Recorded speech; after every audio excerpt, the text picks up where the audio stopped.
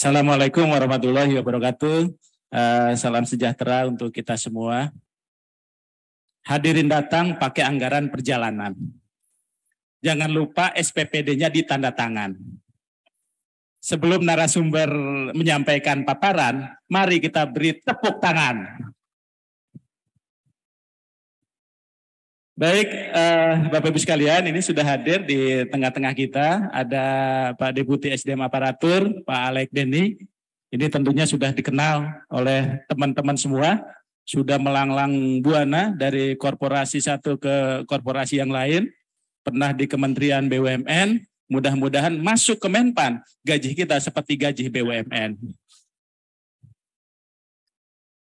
Sebab itu nanti Bapak Ibu sekalian, termasuk juga Pak Deputi ini menggagas berbagai perubahan ya di dalam tata kelola manajemen ASN kita, termasuk ada satu rancangan pemerintah yang akan membawa kita semua kepada perubahan-perubahan yang cukup signifikan.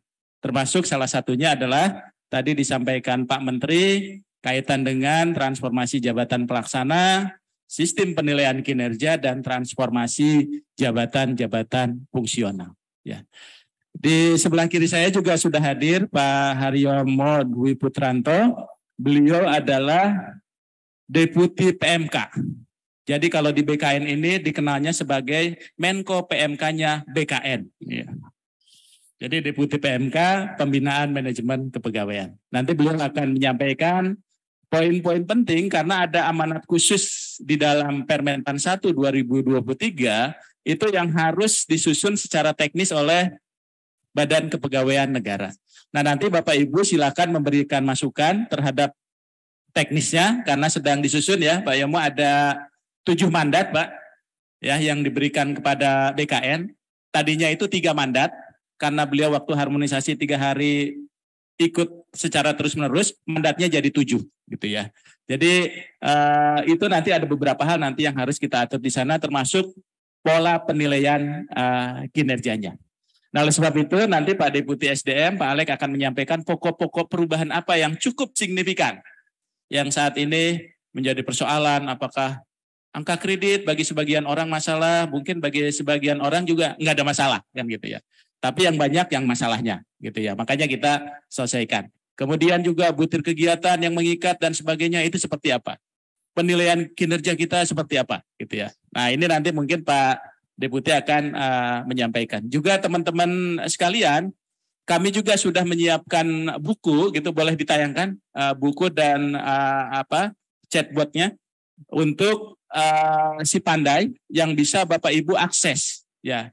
Termasuk ada kurang lebih dari 100 pertanyaan yang sudah kita akomodir ya Pak ya di dalam chatbot. Kemudian juga buku yang bisa Bapak Ibu download di sana, ya. Termasuk apabila akan berdiskusi, berkonsultasi dengan teman-teman semua, gitu ya. Jadi Bapak Ibu sekalian di sini ada lebih dari 100 pertanyaan. Nanti silakan di-download di chatbot si Pandai juga sudah ada. Yang si Pandai boleh, ya itu juga sudah disiapkan. Nanti Bapak Ibu di dalam forum ini lebih kepada penyampaian informasi berbagai hal perubahannya. Nanti juga akan ada coaching klinik dan sebagainya untuk bisa melakukan pendalaman-pendalaman secara teknis. Nah, oleh sebab itu untuk menyingkat waktu kepada Pak Deputi, untuk yang pertama kali kami persilakan, kurang lebih waktunya 20 menit gitu ya. Kalau lebih saya ingatkan, karena kapan lagi saya mengingatkan seorang Deputi. Ya, kami persilakan Pak Deputi. Terima kasih Pak Aba, Pak Yomo yang saya hormati. Terima kasih kepada Pak Menteri Pan-RB dan Wamendagri yang sudah mensupport kegiatan kita pagi hari ini.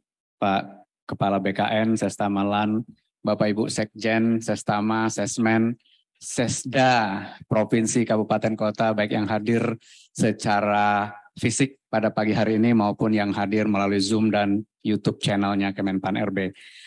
Selamat pagi, Assalamualaikum warahmatullahi wabarakatuh. Shalom, Om Swastiastu, Namo Buddhaya, salam kebajikan. Masih semangat tahun baru, selamat tahun baru buat Bapak Ibu semuanya. Semoga tahun ini makin sehat, makin sukses, makin bahagia. Selamat tahun baru Imlek juga bagi saudara-saudara kita yang merayakan Gong Sifa Choi. Bapak Ibu yang saya hormati, beberapa waktu yang lalu kita sibuk menonton Piala Dunia. Boleh slide-nya saya ditunjukkan seorang yang sudah berjuang 5 kali Piala Dunia, akhirnya baru juara pada perhelatan yang kelima. Ini semangat persistensi yang mestinya kita tiru semangatnya. Ilustrasinya, habis merayakan Piala Dunia dia murung. Ditanya sama temannya, kenapa bro? Mau cuti? Ini kira-kira ilustrasi yang kami dapatkan feedbacknya, berdiskusi dengan kawan-kawan, bahkan termasuk Bappenas. Kemarin kami dengan Sekjen Bappenas rapat setengah kamar, lalu menyatakan ini tim saya ada yang cuti karena mau ngisi dupak. Teman-teman, pada pagi hari ini insya Allah ada small step yang kita lakukan. Memasuki awal 2023, kita kurangi keruwetan jabatan fungsional dengan menghilangkan dikotomi antara pentingnya SKP dengan pentingnya dupak bagi seorang pejabat fungsional.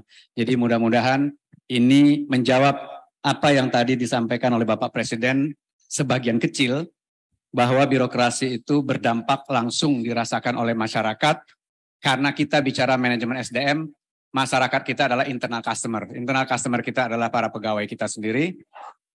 Reformasi bukan tumpukan kertas, dupak itu lumayan tebal, kali 2 juta orang setiap tahun mengisi itu, dan kemudian birokrasi yang lincah dan cepat. Nah, inilah roh dari revisi Permen 13. Kemenpan RB menjadi Permen 1. Nomornya keren banget nih, Permen nomor 1 2023. Ini sebetulnya spirit yang kita coba terjemahkan Bapak Ibu. Tadi disampaikan oleh Bapak Menteri ada sekitar 2 juta pejabat fungsional. Kami melakukan quick survei di kedeputian saya dan termasuk telepon-telepon sana sini. Berapa sih waktu yang teman-teman gunakan dalam 1 tahun untuk mengisi dupak? Ada yang bilang 1 hari selesai. Ada yang bilang 3 hari selesai. Tidak sedikit yang bilang 7 hari, 9 hari, dan 10 hari. Kita ambil 2 hari saja. Kalau rata-rata pejabat fungsional mengisi dupak 2 hari saja. 2 hari itu setara dengan 1% hari kerja efektif. Karena hari kerja efektif itu 260 hari dalam setahun kalau kita tong libur. Jadi kira-kira kalau 2 hari itu setara dengan 1%, artinya kita merekrut 20.000 JF hanya untuk mengisi dupak sepanjang tahun. 20.000 Bapak Ibu. Tanpa sadar kita. Belum lagi tim penilai internal angka kreditnya. Belum lagi tim evaluasi di instansi pembina dan lain-lain. Ini paling tidak 20.000 pegawai sepanjang tahun hanya mengisi dupak saja. 1% dari 2 juta. Nah, kita mau menuju ke sana. Dynamic governance. Tetapi kita masih dijebak nih oleh rule based. Sulit sekali kita loncat ke sana. Bahkan di diskusi internal kami di Kemenpan RB nggak gampang kita mau loncat ke sana. Iya Pak Alex, ini permennya nggak bisa karena PP-nya ngaturnya begitu. Waktu kita bahas PP, nggak bisa Pak PP-nya, undang-undangnya ngomongnya begitu. Gitu. Kita diikat terus pada saat kita disuruh tarung ke sana. Karena itu penting sekali enabler ini kita percepat. Teknologi dan regulasi harus jalan dengan cepat agar kita nggak kebelenggu oleh rule-based bureaucracy ini, Bapak Ibu. Nah, ini tema yang diangkat oleh Bapak Presiden, diperintahkan kepada Menpan RB untuk mengkoordinasikannya. Bagaimana birokrasi itu bersifat tematik. Kemiskinan, investasi, dan bicaranya digitalisasi administrasi pemerintahan. Struktur digital, budaya digital, kompetensi digital, dan seterusnya, dan seterusnya. Digital bicaranya apa sih sebetulnya? Digital sendiri kan mindset yang memampukan orang melakukan sesuatu kapanpun, dimanapun, dengan device apapun, untuk kepentingan apa? Menjawab kebutuhan customer yang bergerak dengan sangat cepat. Ekspektasi yang berubah dengan sangat cepat. Karena itu tadi Pak Menteri sudah menceritakan ada 3 agenda transformasi besar. Pertama, organisasinya dibuat lincah. yang tadinya hierarkis sekali, layernya dipendekin, harapannya organisasinya lincah. Tetapi ternyata belum bisa lincah. Kenapa? Karena jabatannya belum lincah. P6 itu, yang nomor 6, jabatan kita belum lincah selama ini. Pelaksana saja 3.000 kita kotak-kotakkan pelaksana itu. Berarti harus ada persetujuan formasi untuk 3.000 nomenklatur. Dan kalau orang harus pindah dari sini ke sana, harus di-create dulu formasinya. Bayangkan Bapak Ibu punya asisten rumah tangga di rumah, lalu nomenklaturnya dibuat sangat rigid. Cuci piring, cuci baju, setrika, kebon, cuci mobil. Kalau dari cuci mobil mau ke kebon, harus di-create dulu jabatan atau formasi kebonnya. Baru bisa orangnya direkrut untuk kebon. Nah ini sekarang alhamdulillah akhir tahun yang lalu Permenpan yang mengatur jabatan pelaksana sudah selesai atas bantuan kawan-kawan semuanya. Dari 3.114 tadi tinggal 3 saja kelompoknya. Clerk, operator, teknisi. Jadi mau dia tukang kebun, cuci mobil, itu sama di luar ruangan. Ya, mau dia cuci piring, cuci baju, sama. Itu di dalam rumah. Selesai satu, Pak. Kemudian lagi rancangan jabatan fungsional yang akan berdampak kepada 2 juta lebih pegawai kita di seluruh Indonesia. Pada saat yang sama kita juga melakukan transformasi, digitalisasi, pelayanan publik maupun proses bisnis internal kita melalui SPBE. Dan arsitektur SPBE ini sudah disetujui oleh Bapak Presiden melalui Perpres dan ini sedang dikebut. Jadi pada saat yang sama, tentu pondasinya mesti kita perkuat. Kita mau ngebut, kalau pondasinya nggak kuat, barangkali nanti bangunan yang dibangun itu keropos. Itulah sebabnya 2021, pondasi core value ini kita perkuat Bapak Ibu. Selama ini setiap KL punya values-nya sendiri-sendiri. Jadi kalau Bapak pindah dari satu KL ke KL lain, harus menyesuaikan core value-nya. Hitung-hitung, ada ratusan instansi pemerintah yang kalau ganti PPK-nya, ganti gubernur, ganti bupati, ganti wali kota, ganti menteri, core value-nya bisa diganti. Jadi ratusan kali kita panggil konsultan untuk memformulasi core value, ratusan kali kita melakukan sosialisasi, dan ratusan kali kita cetak banner, dan kemudian PPK berikutnya ganti core value itu. Sekarang hanya Bapak Presiden yang bisa ganti core value-nya. Ya kalau Bapak mau ganti ya Bapak jadi presiden aja dulu. Mudah-mudahan kokoh dia. Jadi kita berhemat bukan hanya biaya, tetapi sustainability dari budaya kerja dalam jangka panjang. 2022 kita tuntaskan tadi pelaksana melalui Permenpan 45 2022, angka keramat juga di akhir tahun. Lalu Permenpan 13 kita revisi menjadi Permenpan 1 2023. Ini dampaknya juga akan dirasakan oleh 2 juta lebih pegawai kita. Organisasi yang hierarkis, harapannya agile seperti itu. Tapi bagaimana mungkin kita bisa agile seperti itu kalau butir-butir kegiatan kita sudah didefinisikan di depan oleh instansi pembina yang nun jauh di sana. Padahal yang membutuhkan kinerja kita adalah pimpinan kita. Nah ini didukung oleh Permen 1 2023 yang sebentar lagi kita akan sosialisasikan. Jadi intinya Bapak Ibu, kita menuju ke sana. Kita membuat permen yang memungkinkan kita bekerja anytime, anywhere, anyhow, at any devices. Fokusnya ke output, bukan lagi ke input. Bisa custom, JF yang sama bisa diberi tugas yang berbeda oleh pimpinannya karena kebutuhan organisasinya berbeda. Tidak lagi ditentukan oleh predefine-nya, job desk-nya yang rigid, butir-butir kegiatannya yang rigid. Dan fokus kita adalah adaptive learning-nya, bukan lagi ke standar kompetensinya. Karena setiap tugas membutuhkan kompetensi yang berbeda dan harapannya adalah JF-nya belajar dengan cepat untuk memenuhi tugas itu. Belum sempurna Bapak Ibu, karena tadi masih ada cantolan-cantolan di PP yang mesti kita rapikan juga melalui PP-nya. Ya, jadi paling tidak ada hal-hal yang sudah bisa kita lakukan melalui revisi Permen ini. Jadi substansi pokok dari revisi Permenpan 13 menjadi Permenpan 1 2023 ini terkait dengan pola karir JF yang lebih fleksibel. Bapak Ibu pindah JF nanti nggak harus uji kom. Karena JF yang tadinya rigid ratusan itu kita kelompokkan menjadi sekelompok jabatan fungsional. melalui klasifikasi family-nya.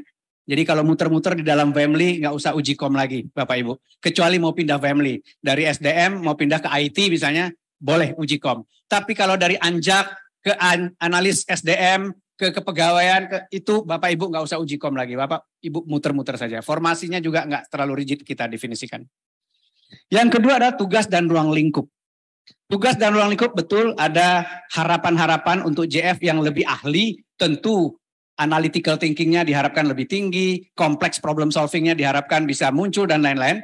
Tetapi pada prinsipnya job desk kita kalau mau dikelompokkan dengan mudah ya, ini saya tidak melakukan simplifikasi, tetapi kalau mau dipermudah, job desk kita yang pertama adalah clarify ekspektasi dari pimpinan kita. Kalau ngasih tugas, ekspektasi Bapak apa terhadap tugas ini?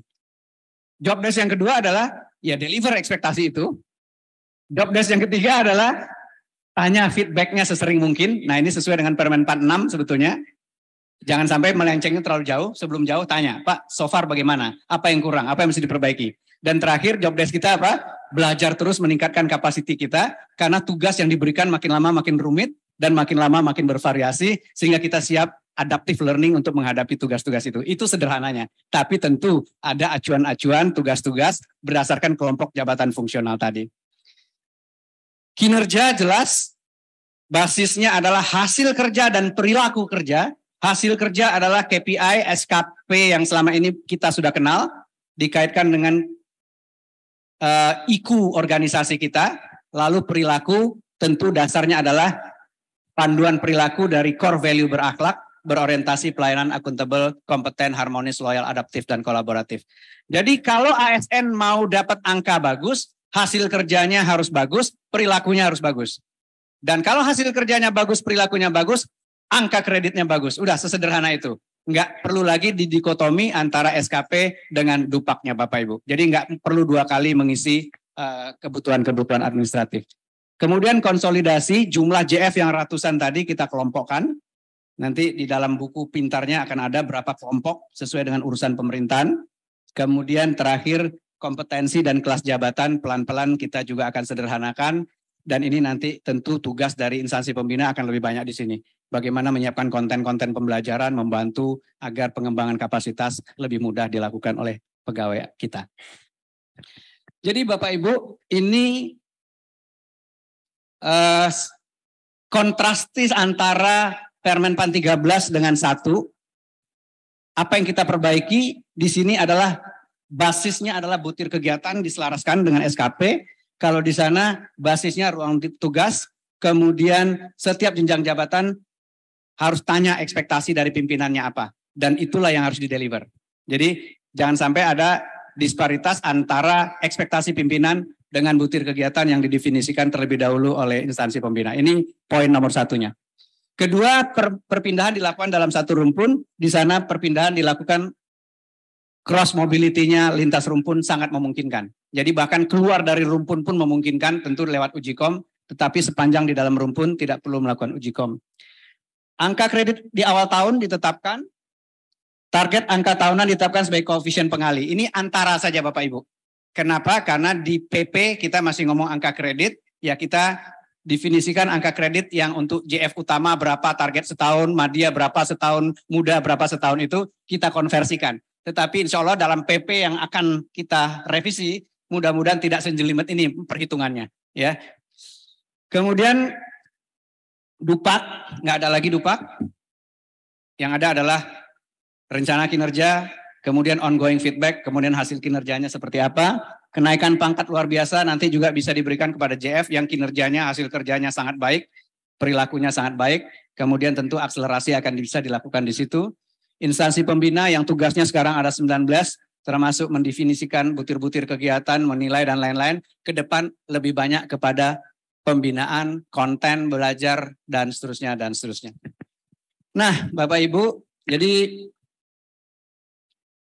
ini kira-kira konten, dan tadi Pak Abah sudah sampaikan, sudah disiapkan buku panduan yang berisi pertanyaan dan jawaban terkait dengan jabatan fungsional ini. Tetapi tentu nanti pertanyaan-pertanyaan baru yang belum terjawab akan kita siapkan lagi Q&A-nya. Dan tadi Pak Menteri sudah menyatakan pertanyaan pertama Bapak lakukan dulu kepada si pandai, kepada chatbotnya Kemenpan RB. Kalau si pandainya nggak bisa jawab, silakan hubungi tadi ya piket-piket kami yang akan membantu Bapak Ibu untuk menjawab pertanyaan yang tidak terjawab oleh si pandai. Kalau masih nggak bisa, baru kita Zoom meeting ya. Kalau perlu Bapak Ibu datangnya mestinya ke BKN karena kami ingin lebih fokus ke policy making-nya, kemudian servicing-nya nanti dilakukan oleh kawan-kawan BKN. Ruang lingkup, pengangkatan pertama, JF diberikan akses masuk dari tengah, ini sedang kita siapkan, penyesuaian jenjang jabatan, promosi, dan lain-lain akan dipermudah. Jadi Bapak Ibu, mudah-mudahan aspek administrasi, ya, kita akan masuk ke substansi lebih banyak. Kita akan fokus ke hasil kerja, ke perilaku, hasil kerja, perilaku yang mendukung hasil kerja kinerja organisasi. Kalau selama ini tidak ada hubungan antara kinerja organisasi dengan kinerja individu. Tim saya kinerjanya baik semua, ya, padahal kinerja unit belum tentu baik begitu. Coba Bapak Ibu lihat SKP-nya kawan-kawan, nggak ada yang di bawah baik, baik, sangat baik, baik, sangat baik, ya. Kemudian predikat kinerja, Permen 46 sudah mengatur rencana kinerja tahunan, ini mumpung Januari, segera lakukan dialog antara pimpinan dengan pegawai, one on one, saya dengan tim saya juga one on one, Pak Aba juga dengan timnya one on one. Kemudian penilaian atasan, itu jangan sampai hanya dilakukan di akhir tahun, ya, ada yang namanya ongoing feedback di Permen 46, kalau udah ada yang menyimpang dari target, langsung di coach, langsung di mentoring agar tidak terlalu jauh. Karena fokus Permen 46 bukan menilai kinerja di akhir tahun, fokus dari Permen 46 adalah meningkatkan kinerja ASN. Jadi jangan tunggu akhir tahun kinerjanya jelek terlebih dahulu baru kita berikan feedback. Kamu setahun ini ngapain aja sih? Loh kan kemarin-kemarin kok Bapak nggak ajak ngobrol, kok baru akhir tahun Bapak ngomong kinerja saya jelek gitu. Ya jadi fokus kita adalah meningkatkan kinerja, bukan menilai kinerja pada akhir tahun. Kemudian untuk yang sekolah, langsung diberi tambahan angka kredit, sekali doang ya, jangan tiap tahun kemudian diklaim ijazahnya begitu, ya pada tahun berjalan itu. Nah, ini tabel ini masih keluar agak rumit, karena ini mengikuti peraturan yang sudah ada, peraturan pertandingan yang sudah ada, karena itu ada konversi-konversi, mudah-mudahan di RPP nanti sudah langsung aja, kalau sangat baik itu 100 berapa, 150, 100 begitu ya. Ini masih ada konversi-konversi sesuai dengan target angka kredit yang saat ini ada untuk JF pertama, Madya Utama, Terampil, Mahir, dan lain-lain. Bapak Ibu yang saya hormati, kami highlight peran dari instansi pembina lebih banyak sebagai human capital business partner untuk learning. Untuk menyiapkan konten-konten, memastikan jabatan-jabatan fungsional mudah mengakses pembelajarannya. Kemudian pejabat fungsional wajib mengembangkan dirinya sendiri. Jadi harus ada self-driven-nya dari pejabat fungsional. Jangan nunggu dipanggil oleh LAN baru belajar, jangan ditunggu 20 CP-nya jatuh tempo baru belajar dan lain-lain. Ya, kita semua wajib belajar setiap hari. Karena itu tadi saya sederhanakan saja job desk kita 4. Clarify ekspektasi, deliver ekspektasi itu, minta feedback sesering mungkin, kemudian belajar terus meningkatkan kemampuan kita agar ekspektasi tadi bisa kita deliver lebih cepat, lebih mudah, lebih murah, dan lebih fleksibel dari kemarin. Sesederhana itu sebetulnya intisari dari pengelolaan jabatan fungsional. Konsolidasi 293 JF yang ada, masih ada puluhan di pipeline yang mengusulkan, nanti akan dilakukan dengan sederhana, dikelompokkan saja. Jadi nanti ke depan bahkan pengusulan JF akan lebih sederhana, sepanjang Bapak Ibu instansi teknis bisa merujuk jabatan ini nanti kelompoknya sana Pak gitu. Jadi kalau Bapak create jabatan nomenklatur baru misalnya, Bapak Ibu lah yang harus memasukkan kira-kira dia ke kelompok mana agar learningnya bisa dibantu. Jadi nanti proses perizinan jabatan, nomenklatur dan selama ini itu Pak Aba menjadi the most wanted person-nya. Ke depan kita akan berikan keleluasaan kepada kawan-kawan untuk mendefinisikan nomenklatur sesuai kebutuhan organisasinya masing-masing. Tetapi sepanjang jabatan yang Bapak Ibu create bisa dimasukkan ini kelompok fungsionalnya mana. Itu akan kita sederhanakan dalam proses integrasinya. Nah, next kita tentu tidak berhenti di sini Bapak Ibu. Ada lebih dari 1000 regulasi yang terkait ASN, yang mengait satu sama lain.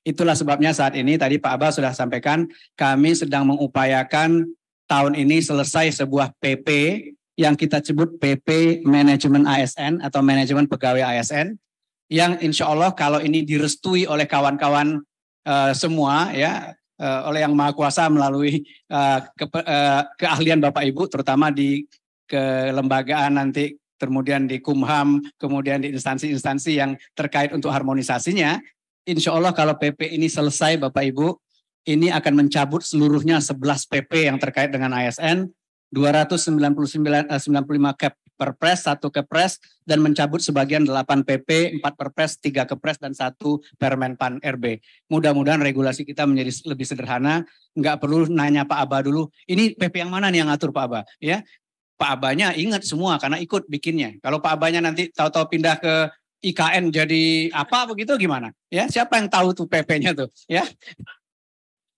Jadi mudah-mudahan ini menyederhanakan. Syukur-syukur Bapak Ibu,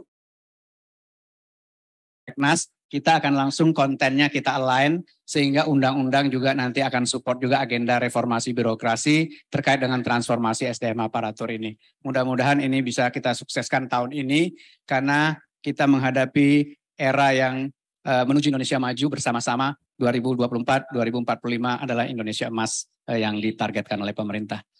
Kemudian juga digitalisasi Bapak Ibu. Bapak Ibu punya Simpek saat ini lebih dari 621 plus. Di samping Simpek ada lagi nanti sistem absen, sistem learning, sistem ini ya. Perkiraannya lebih dari 1.000 aplikasi terkait dengan SDM di seluruh instansi pemerintah. Saat ini kami dengan BKN sedang merumuskan bisa nggak satu platform saja sehingga semua kita bisa masuk ke platform itu sehingga kita bukan hanya hemat uangnya tetapi bisa lebih berkolaborasi, datanya bisa ditukar ya. Thailandnya bisa diputar dan lain-lain dalam sebuah platform.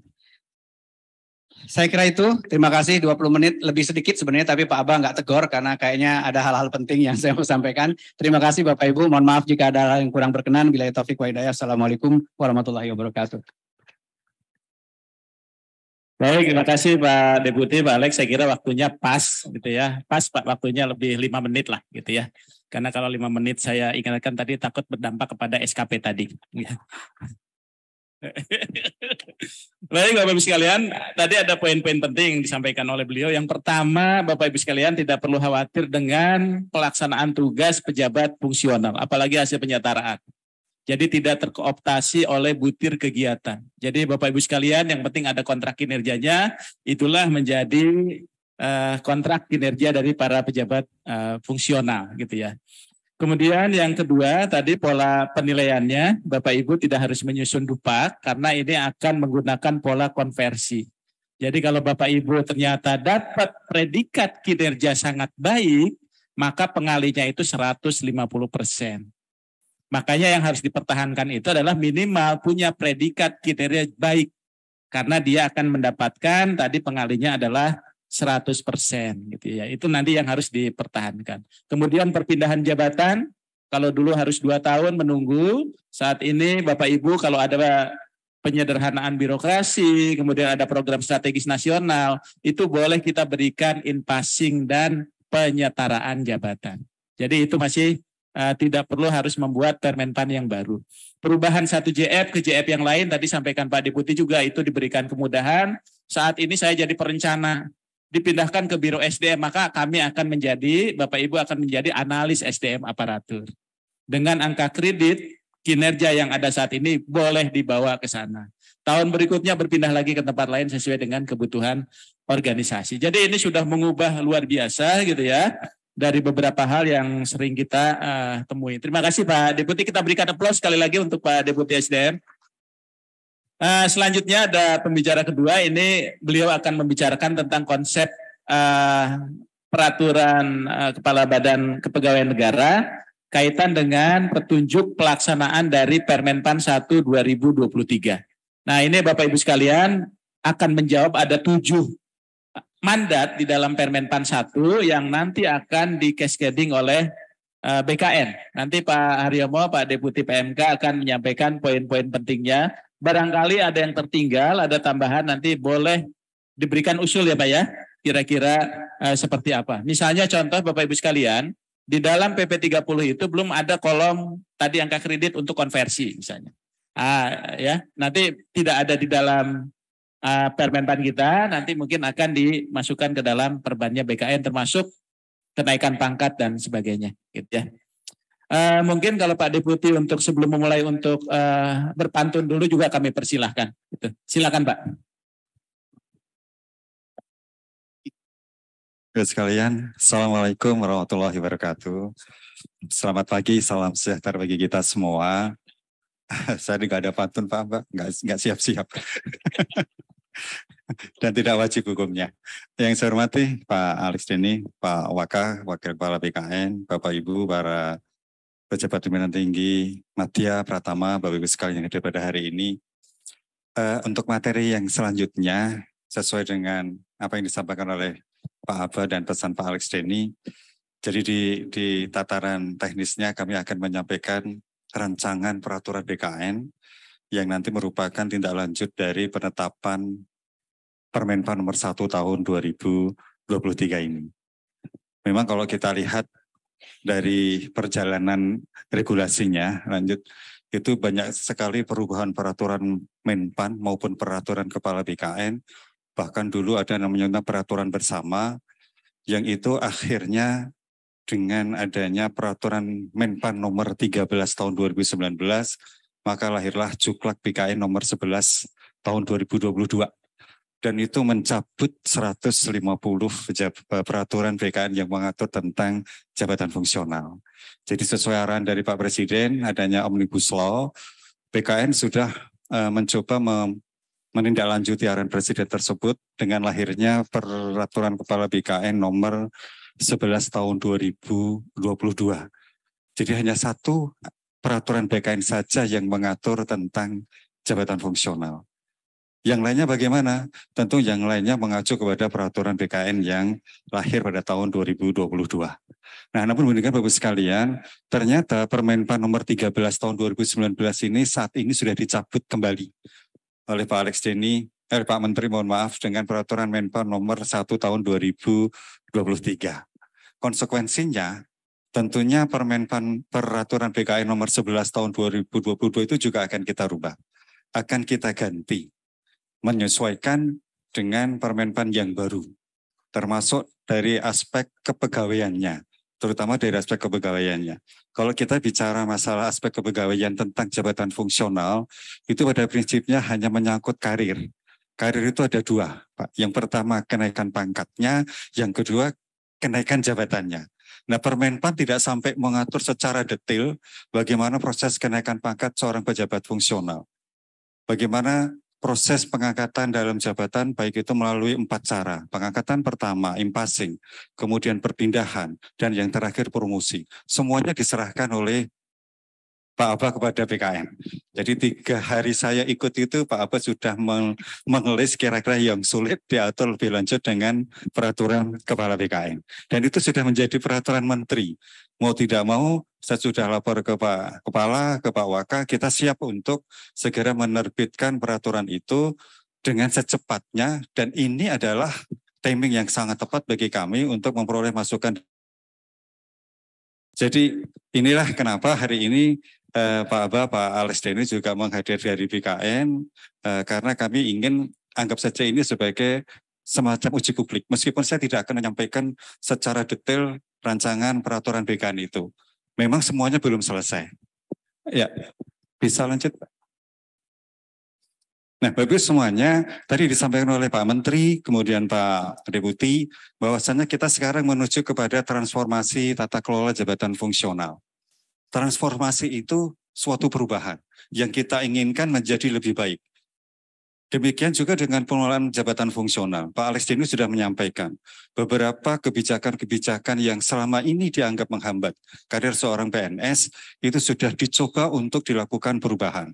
Dihilangkanlah butir-butir kegiatan. Kalau angka kredit masih ada, ya karena memang persyaratan naik pangkat dan naik jabatan itu tetap angka kredit. Hanya bagaimana cara memperoleh angka kredit itu tidak serumit, tidak serigid ketika kita masih menggunakan Permenpan 13 tahun 2019. Kita akan melakukan perubahan terutama yang berkaitan dengan bagaimana seorang pejabat fungsional itu memperoleh angka kredit. Tadi disampaikan oleh Pak Deputi, yaitu dengan mengkonversikan predikat kerja yang dinilai oleh atasan langsung. Saya sangat tertarik apa yang disampaikan Pak Alex ini beberapa waktu yang lalu. Jabatan fungsional itu karirnya tidak ditentukan oleh atasan langsung, tetapi oleh orang lain yang ditunjuk menjadi tim penilai angka kredit. Bahkan PNS tersebut tidak mengenal siapa sih tim penilai angka kreditnya. Kok bisa mempunyai kewenangan, kekuasaan yang penuh, sehingga ketika dia diangkat, ketika diusulkan oleh atasannya, oleh instansinya, tiba-tiba ditolak oleh tim penilai angka kredit, karena tidak mencapai angka kredit yang dipersyaratkan.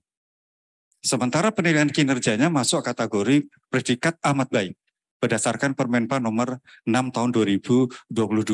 Tetapi ketika diusulkan untuk penetapan angka kredit, dianggap evidence yang disampaikan itu tidak bisa dinilai sehingga tidak terpenuhilah angka kredit yang dipersyaratkan. Nah, ini menjadi ironis. Sementara kita sudah beralih dari Permenpan 8 ke Permenpan 6, di mana penilaian kinerja itu mendasarkan kepada ekspektasi. Yang disampaikan oleh Pak Alex Deni, hanya ada 4 job desk yang nantinya akan dijadikan dasar untuk mengkonversikan predikat penilaian kinerja menjadi angka kredit. Maka kita sepakat untuk menghilangkan butir-butir kegiatan. Yang tadi kita dengarkan juga, bahkan Permenpan yang sudah lama berpuluh tahun ditetapkan dan sampai sekarang belum dilakukan perubahan, butir-butir kegiatannya masih dipakai dalam kondisi yang sudah berbeda sama sekali. Dan pimpinan akan terbelenggu untuk tidak bisa memberikan kegiatan yang bisa mengikuti ekspektasi hanya karena harus tunduk kepada butir-butir kegiatan. Nah, ini sudah dirubah. Itu menuju transformasi yang lebih agile. Supaya kita tahu bahwasanya pejabat fungsional yang sekarang komposisinya itu semakin meningkat jumlahnya, itu bisa berkontribusi terhadap kinerja organisasi. Ini yang kita inginkan. Maka Bapak Ibu semuanya, kita ingin pola karir JEWS itu menjadi lebih agile. Dia boleh ke vertikal, lebih ke horizontal, maupun lebih ke diagonal. Perpindahan antar jabatan fungsional tadi disampaikan oleh Pak Deputi bisa kemana saja, sepanjang memang memenuhi persyaratan. Ada beberapa jabatan fungsional yang memang tidak harus bisa diduduki semuanya, kalau ada persyaratan khusus, terutama berkaitan dengan kualifikasi. Itu ada yang berkaitan dengan profesi. Tetapi sebagian besar ke depan kita ingin itu lebih lincah untuk berpindah. Yang kemudian kita juga membuka ruang perpindahan antar jabatan fungsional ke jabatan non-fungsional. Bahkan di Permenpan itu sudah dilakukan batas-batas sampai kapan seseorang itu berubah dari fungsional ke non-fungsional dan sebagainya melalui perpindahan diagonal. Kemudian kita juga ingin mendapatkan kepastian karir seorang pejabat fungsional itu membuka ruang seluas-luasnya untuk naik jenjang secara vertikal. Meskipun ada beberapa yang saat ini masih menghambat yang berkaitan dengan formasi. Moga-moga nanti ketika perubahan itu sudah agile, formasi itu sudah, kalaupun dibatasi sudah tidak mengganggu karir seorang PNS untuk berubah. Contoh misalnya Pak Alex ini, kalau misalnya ada seorang dokter sampai saat ini yang utama pun tidak boleh dia berada di puskesmas. Padahal itu karena apa? Karena butir-butir kegiatannya tidak ada. Seorang dokter utama itu di puskesmas. Tapi kalau kita kembali kepada ekspektasi pimpinan, seharusnya memungkinkan posisi jabatan fungsional itu ada di mana saja. Sepanjang memang yang akan dilakukan di depan nanti adalah merupakan keinginan atau ekspektasi dari atasan. Ini moga-moga nanti bisa terwujud. Dan ini akan kita harapkan bisa dilakukan meskipun tidak harus secara frontal, secara bertahap. Kemudian kita mengharapkan ke depan ada simplifikasi jabatan fungsional. Saya dengar di Kementerian Keuangan yang saat ini ada 24 jabatan fungsional masih dalam proses untuk disimplifikasi menjadi 4 jabatan fungsional. Dasarnya bisa rumpun, klasifikasi maupun urusan pemerintahan. Mungkin Pak Alex di BKN yang sekarang punya 4 bisa saja di 1. Sehingga orang itu bisa ditempatkan di mana saja. Kalau di BKN, kalau dia audiman ya di unit-unit yang berkaitan dengan pengawasan. Kalau dia sebagai seorang analis SDM aparatur yang berkaitan dengan pelayanan. Tetapi ketika itu nanti disimplifikasi, semuanya dasarnya adalah ekspektasi atasan, orang bisa berpindah dari jabatan yang satu dalam satu rumpun, antar rumpun, atau dalam satu urusan pemerintahan yang berbeda. Sepanjang memang itu dimungkinkan menurut persyaratan yang ditetapkan. Kemudian yang terakhir, transformasi itu adalah bagaimana memberikan kesempatan kepada para pejabat fungsional itu pengembangan kompetensi. Kita tidak menginginkan bahwasannya pejabat fungsional itu hanya kelas 2 dari suatu organisasi. Ya, kita menginginkan pejabat fungsional itu minimal setara. Syukur-syukur dia bisa melebihi pejabat pimpinan tinggi Pratama ataupun yang lainnya. Maka pengembangan kompetensi itu menjadi kewajiban. Nah, mungkin Bapak semuanya kita perlu tahu bahwasanya kewajiban pengembangan kompetensi untuk semua pegawai pun sudah diatur dengan jelas di dalam Peraturan Pemerintah Nomor 11 Tahun 2017. Sayangnya anggaran untuk pengembangan kompetensi baik di instansi pusat maupun di instansi daerah itu belum sesuai yang kita harapkan. Sehingga masih terganjal. Meskipun tidak semuanya itu harus dilakukan secara klasikal. Maka terobosan selanjutnya pengembangan kompetensi itu bisa dilakukan melalui CMP. Ya kucing, kemudian mentoring dan belajar mandiri. Ini yang kita inginkan. Ketika kita mempunyai keterbatasan anggaran untuk pengembangan kompetensi. Ya, lanjut. Nah, di peraturan Menpan kepada BKN, yang pertama tata cara penghitungan angka kredit untuk perpindahan ke dalam CF. Kalau dulu masih menggunakan butir-butir kegiatan, saya pikir itu sudah ada tata caranya. Yang ditetapkan baik oleh peraturan Menpan, oleh peraturan BKN maupun oleh instansi pembina. Tetapi ini hal yang baru Bapak semuanya. Sehingga kita perlu mengatur bagaimana sih caranya melakukan penghitungan angka kredit untuk perpindahan ke dalam jabatan fungsional. Dibuka kemungkinan seseorang itu pindah dalam jabatan fungsional yang satu ke yang lainnya. Nah, apakah dia akan membawa kredit yang angka kredit yang diperoleh selama di jabatan utama dan bagaimana dengan ketika dia sudah dipindah di baru? Nanti akan kita atur di dalam Permenpan. Yang kedua, pemberian angka kredit penyesuaian. Salah satu pengangkatan dalam jabatan fungsional itu adalah impasing. Tadi saya sampaikan. Dan itu belum diatur di dalam peraturan Menpan nomor 1 tahun 2023. Yang ketiga, penghitungan konversi. Nah, ini yang sudah ditunggu-tunggu. Meskipun di peraturan Menpan sudah ada daftar tabel tentang konversi dari predikat kinerja menjadi angka kredit. Tadi Pak Abbas sudah menyinggung sedikit. Ketika yang bersangkutan itu predikat kerjanya amat baik, maka dia diberikan persentase 150 dikalikan angka kredit yang harus dipenuhi untuk kewajiban angka kredit yang harus dipenuhi dalam jabatan itu. Nah, kami sudah eksersis Pak Alex Denny. Ketika yang bersangkutan itu dinilai oleh atasannya, predikatnya amat baik semua, itu memungkinkan memungkinkan bisa naik pangkat kurang dari 4 tahun. Nah, kalau misalnya 4 tahun saja, itu saya eksersis bahwasanya setiap tahunnya itu minimal baik. Padahal tadi disampaikan oleh beliau, hampir semua PNS itu punya posisinya baik dan amat baik. Jadi ini memungkinkan. Nah, kalau ingin kurang dari 4 tahun, kemudian tidak memungkinkan dia amat baik semua, masih ada kemungkinan. Dalam 1 tahun terakhir, 2 tahun terakhir atau sebelumnya itu ada perpaduan antara baik dan amat baik. Dan ini sekali lagi tidak perlu seorang pejabat fungsional itu menghitung. Saya butuh berapa, kemudian apa yang harus saya lakukan, butir-butir kegiatan mana yang nilai angka kreditnya tinggi, sehingga saya fokus untuk kegiatan itu semuanya sudah kita tinggalkan. Maka kita akan mencoba untuk melakukan penghitungan konversi, meskipun tabelnya ada, dari predikat kinerja menjadi angka kredit. Ya, jadi sekali lagi angka kredit jabatan fungsional itu harus ada. Ini yang membedakan dengan jabatan yang lain. Kemudian mekanisme kenaikan jenjang dan tata cara penghitungan angka kredit untuk kumulatif. Ini juga nanti diatur karena tidak ada di Permenpannya. Mekanisme kenaikan pangkatnya juga diatur. Kemudian tata cara penyelarasan kegiatan dan hasil kerja ke dalam butir kegiatan. Nah, butir kegiatan ini nanti akan kita rubah menjadi ruang lingkup. Jadi kita tidak menginginkan adanya butir kegiatan karena memang tidak diatur di dalam peraturan Menpan ini. Kita akan merubah butir kegiatan itu menjadi ruang lingkup. Kenapa perlu ruang lingkup? Jadi ini menjadi pedoman bagi seorang pejabat fungsional ketika harus menyusun SKP yang diturunkan dari rencana strategis, kemudian renja, dan yang terakhir adalah PK. Nah, siapa yang menyusun ruang lingkup ini? Nah, dalam konsep kami tentulah melibatkan instansi pembina. Dalam membuat ruang lingkup ini tentu disesuaikan dengan jabatan fungsional yang diduduki. Kemudian yang terakhir tata cara penyusunan angka kredit kumulatif. Nah, ini ada 7 Bapak semuanya.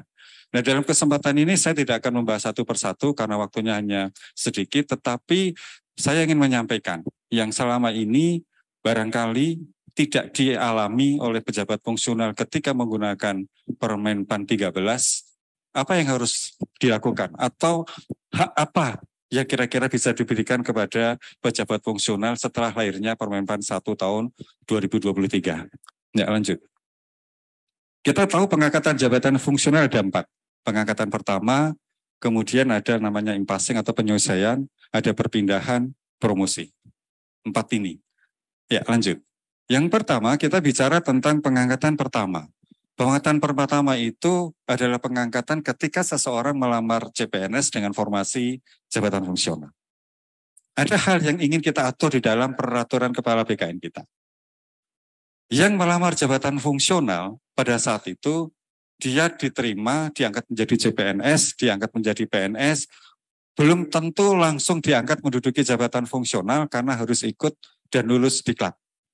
Dan faktanya, Pak Alex, sebelum Bapak ke Menpan, faktanya sampai yang bersangkutan itu pensiun tidak pernah diangkat menduduki jabatan fungsional.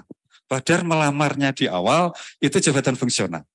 Alasannya apa? Enggak ada anggaran pemerintah untuk mengikutkan diklat. Dan itu menjadi syarat utama. Maka dihapuslah dengan dengan peraturan pemerintah nomor 11 tahun 2017. Tidak perlu ikut diklat, tetapi dia wajib ikut dan lulus uji kompetensi. Faktanya sama. Karena uji kompetensi katanya memerlukan biaya juga. Akhirnya yang bersangkutan, kalaupun bisa diangkat, ketika dia menjadi PNS dengan diangkat jabatan fungsionalnya, itu lebih dari 4 tahun. Sehingga dia mengalami kenaikan pangkat 4 tahun, itu bukan sebagai pejabat fungsional, tetapi kenaikan pangkat reguler. Dan ini menyalahi dari filosofi pengangkatan jabatan fungsional. Itu dianggap menghambat. Akhirnya kita hilangkan uji kompetensi dengan peraturan pemerintah nomor 17 tahun 2020. Maka seorang PNS, termasuk yang di Permenpan ini, seorang CPNS yang melamar jabatan fungsional, ketika dia diangkat CPNS hanya diberi waktu 1 tahun untuk masa percobaan. Ketika 1 tahun dia melampaui persyaratan, maka diangkat menjadi PNS. Pada saat diangkat menjadi PNS, diharapkan dengan perubahan ini yang bersangkutan itu diangkat menduduki jabatan fungsional. Kenapa demikian? Karena sekarang tidak ada persyaratan yang menyulitkan bagi PPK langsung mengangkat ke dalam jabatan fungsional. Nggak ada diklat, nggak ada uji kompetensi. Harapannya itu. Sehingga yang bersangkutan di dalam SK CPNS-nya, termasuk yang ada di Permenpan maupun di rancangan perpakat BKN, itu sudah menyebutkan jabatan fungsional yang dilamarnya. Meskipun statusnya bukan sebagai pejabat fungsional. Apa yang membedakan? Kalau di SK CPNS itu hanya menyebutkan jabatan fungsionalnya, tapi belum menyebutkan jenjangnya, maka dianggap dia belum menduduki jabatan fungsional. Itu Pak Abah ya? Kalau tidak salah seperti itu. Nah, ini hanya men-trigger supaya PPK itu ketika mengangkat PNS langsung juga diangkat menduduki jabatan fungsional. Bahkan di Permenpan 1 ini juga sudah mencantumkan kelas jabatannya. Nah, kelas jabatannya apa? Kelas jabatan fungsional. Bapak Ibu bisa bayangkan ketika yang bersangkutan itu diangkat fungsional, diangkat PNS, mohon maaf, dia belum diangkat menduduki jabatan fungsional, kita akan bingung dikasih jabatan apa. Kalau tadi pakai Pak, pakai jabatan fungsionalnya, kita masih bingung diberi kelas jabatan berapa. Ya, kemudian kita juga masih bingung, yang bersangkutan ini di jabatan antara ini, dia berhak naik pangkatnya kapan? Sementara melamarnya adalah jabatan fungsional. Maka kita menginginkan Bapak semuanya untuk pengangkatan ini sekaligus yang bersangkutan ketika diangkat PNS, diangkat menjadi pejabat fungsional. Nah, kita mencoba membuat suatu regulasi ke depannya. apabila yang bersangkutan itu belum diangkat menduduki jabatan fungsional, tidak lagi bisa diberikan kenaikan pangkat reguler. Ya, karena ini alasan yang men-trigger supaya hak-hak seseorang itu untuk segera diangkat menduduki jabatan fungsional itu dilakukan. Nah, dia bisa naik pangkatnya yang menggunakan kenaikan pangkat pejabat fungsional. Kalau dulu Pak, dia 4 tahun belum diangkat, naik ke 3B. 8 tahun belum diangkat, naik ke 3C. Akhirnya malah diangkat menjadi kepala seksi. Dan tidak menduduki jabatan fungsional. Ini terus terang sudah merusak filosofi kenapa pejabat fungsional itu tidak disegerakan karirnya untuk menduduki jabatan fungsional. Jadi inilah keinginan kita untuk sampai reguler kan 4 tahun. Masa 4 tahun tidak ada upaya untuk pengangkatan dalam jabatan fungsional. Kami tidak menginginkan bahwa ini anggapannya PNS yang menduduki jabatan fungsional, yang melamar jabatan fungsional menjadi rugi. Bahkan saya balik, ketika dia tidak diangkat sampai dengan 4 tahun, rugilah pejabat fungsional itu. Kenapa? Dia tidak akan mengalami kenaikan penghasilan. Tunjangan jabatannya masih belum bisa diberikan. Kelas jabatannya juga belum sepenuhnya bisa diberikan. Dan sebagainya. Untuk pemulihan angka kreditnya dengan menggunakan konversi juga belum bisa diterapkan. Jadi ini keinginan kita. Maka Bapak semuanya untuk memastikan itu, sekali lagi untuk men-trigger itu, ini bukan suatu ancaman, tapi kita harapkan moga-moga dengan regulasi ini pejabat pembina kepegawaian bisa segera mengangkat dalam jabatan fungsional. Lanjut. Yang kedua adalah pengangkatan. Ya, lanjut. Melalui perpindahan. Bapak yang saya hormati, tadi saya sampaikan bahwasanya salah satu transformasi pengelolaan JF itu adalah mudahnya berpindah, ya baik dalam satu jabatan fungsional atau antar jabatan fungsional atau dari jabatan fungsional ke non fungsional atau sebaliknya dari non fungsional ke jabatan fungsional. Ini akan kita atur meskipun selama ini bisa, tetapi akan kita lebih permudah lagi. Kenapa? Karena memang kemungkinan untuk perpindahan itu sangat besar ketika kita meninggalkan butir-butir kegiatan. Nah, yang kita atur ini adalah masa di dalam permenpannya adalah tata caranya. Nah, kita tidak ingin pengangkatan dalam jabatan fungsional itu hanya, mohon maaf, hanya sekedar untuk salah satunya memperpanjang PUP, tidak. Tetapi itu menjadi bagian dari rencana pengembangan karir. Maka waktunya harus direncanakan sejauh mungkin. Kita punya PP 11 tentang rencana pengembangan karir dan wajib semua PNS menyusun itu. Apakah dia mau dari awal sampai akhir itu fungsional atau berubah secara diagonal dan sebagainya. Nah, ketika memang ingin berubah secara diagonal, maka kita menginginkan adanya waktu yang mencukupi supaya yang bersangkutan itu dalam merencanakan pengembangan karir berpindah ke jabatan fungsional itu sudah ditetapkan jauh hari. Nah, memang dalam prosesnya itu beda-beda. Untuk yang utama harus sampai ke Presiden dengan melibatkan Kementerian Sekretaris Negara. Nah, tentunya ini nanti kami ingin juga memberikan masukan. Apakah seperti ini mungkin dianggap terlalu susah atau bagaimana? Tapi yang pasti ini harus diatur. Kemudian selanjutnya, nah perolehan ijazah untuk kategori terampilan, mohon maaf, ini mungkin agak teknis, tapi harus saya sampaikan. Jadi ketika kita berubah dari konvensional, jadi konvensional itu yang masih menggunakan butir-butir kegiatan, menjadi konversi, ini akan ada perubahan dalam penetapan angka kredit. Ya. Jadi kalau dulu kita konvensional ketika seseorang itu memperoleh ijazah yang lebih tinggi, ijazahnya dari D3 ke S1, maka dia dinilai angka kreditnya insya Allah otomatis bisa ke 3A. Ya, karena kita masih konvensional, ada unsur penunjang, ada unsur utama. Tetapi ketika kita sudah menggunakan integrasi dan konversi nanti, itu tidak serta-merta yang bersangkutan ketika memperoleh ijazah yang lebih tinggi, bisa diberikan naik pangkat sesuai dengan ijazah yang dimiliki. Karena apa? Hanya dinilai 80% atau 60% dari angka kredit yang seharusnya dia peroleh. Dan itu sangat susah. Apalagi posisinya masih di 2C, kemudian 2C-nya itu masih 2 tahun. Maka ini dimungkinkan ketika dia tidak bisa naik pangkat menggunakan angka kredit karena tidak tercukupi, dia boleh penyesuaian ijazah. Kenapa saya sampaikan di sini? Karena ini akan mencabut, menganulir peraturan BKN yang sebelumnya, bahwa kenaikan pangkat penyesuaian ijazah itu tidak berlaku bagi pejabat fungsional. Sekarang berlaku. Kenapa? Karena dulu tidak berlaku. Yang saya sampaikan tadi, ketika dia memperoleh pendidikan yang lebih tinggi, dia otomatis akan memperoleh pangkat yang lebih tinggi. Nah sekarang nggak bisa, makanya kita buka peluang. Tetapi kalau misalnya dia posisinya itu sudah katakan di 2D, sudah 3 tahun lebih, dengan penambahan kredit karena ada peningkatan pendidikan bisa ke 3A, tidak perlu penyelesaian ijazah. Nah ini yang akan menjadi fokus kita. Pokoknya jangan sampai transformasi itu merugikan karir pejabat fungsional. Kalau perlu kita dorong, kalau bisa dipermudah untuk naik pangkat, untuk naik jabatan. Ini filosofi kita menyusun Permenpan maupun peraturan kepala BKN nanti. Ya lanjut. Waktunya masih 10 menit Pak.